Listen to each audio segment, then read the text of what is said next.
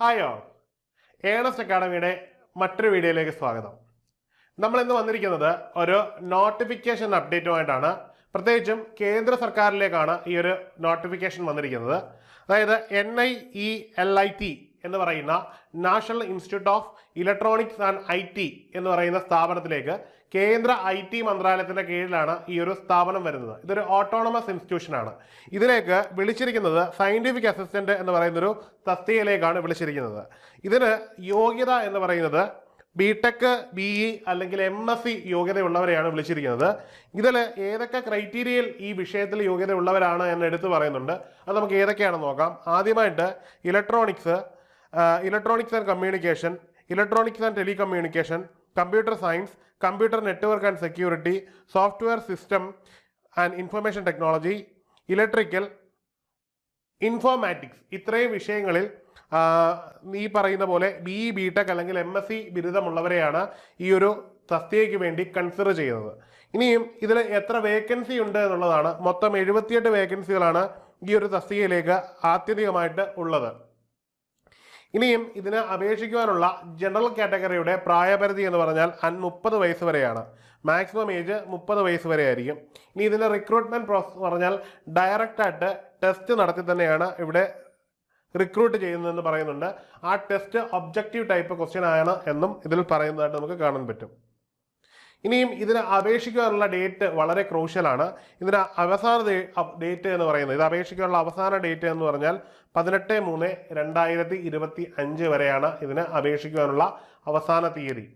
ഏതെങ്കിലും തരത്തിലുള്ള പ്രായപരിധിക്ക് ഇളവുള്ളവർക്ക് 1 വർഷത്തിനകം ഉള്ള ഒന്നുകിൽ OBC സർട്ടിഫിക്കറ്റ് അല്ലെങ്കിൽ കാസ്റ്റ് സർട്ടിഫിക്കറ്റ് ഉണ്ടെങ്കിൽ അത് വെച്ച് നിങ്ങൾക്ക് ഇത് അപേക്ഷിക്കാവുന്നതാണ്. അതായത് ഏജ് റിലാക്സേഷന് നമുക്ക് ക്ലെയിം ചെയ്യാൻ വേണ്ടി.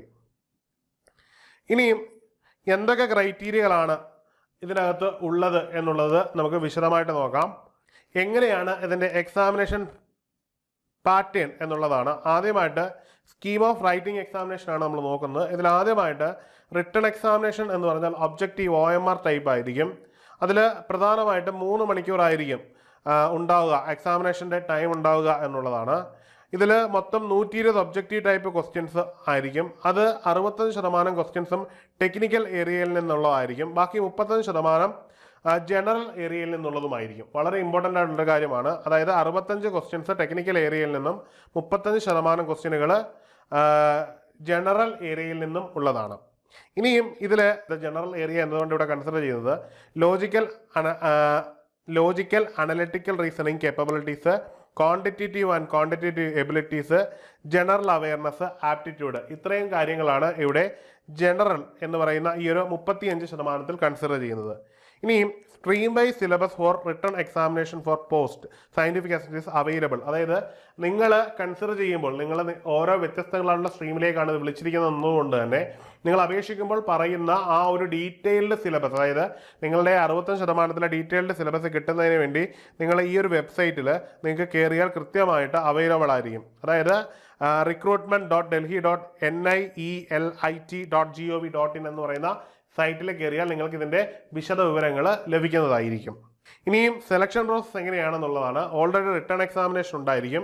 അതിനുശേഷം ഒരു തയ്യാറാക്കുന്ന ഒരു മെയിൻ ലിസ്റ്റ് ഉണ്ടായിരിക്കും. അതിനുശേഷം നിങ്ങളുടെ ഡീറ്റെയിൽസ് വെരിഫൈ ചെയ്തിട്ടായിരിക്കും റിക്രൂട്ട്മെന്റ്. ആസ് യൂഷ്വൽ ഉള്ളതുപോലെ തന്നെ ഇത് റിക്രൂട്ട്മെന്റ് പ്രോസസ് നടക്കുന്നു. ഇനി എങ്ങനെയാണ് അപ്ലൈ ചെയ്യേണ്ടത് എന്നുള്ളതാണ്.